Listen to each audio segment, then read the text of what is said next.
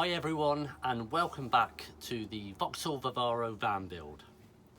It's a bit of a sad day today because I've actually sold the Vauxhall Vivaro that you've been following and enjoying the build. I hope you've been enjoying the build anyway.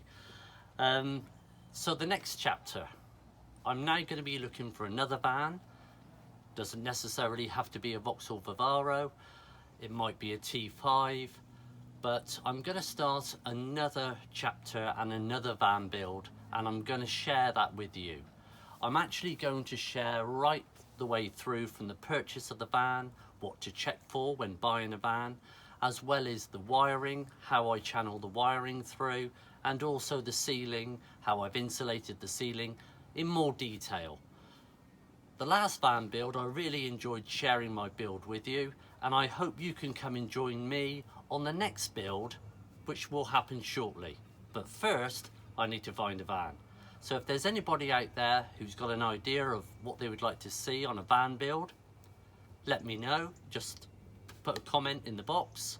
If there's anyone out there who has a van and is thinking of selling it, let me know. I might be interested.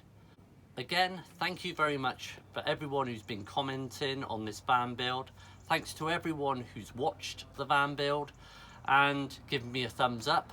Please continue following me, because like I said, I will be doing another van build very shortly. I apologise I've not put a video out for a month, and that was down to the fact I was in two minds whether I was going to sell this van or not, and it just so happens I've sold it. They're picking it up today. They seemed really happy with the build, and I'm hoping that they're actually going to share with me some of their travels with the van over the coming months. So stay tuned.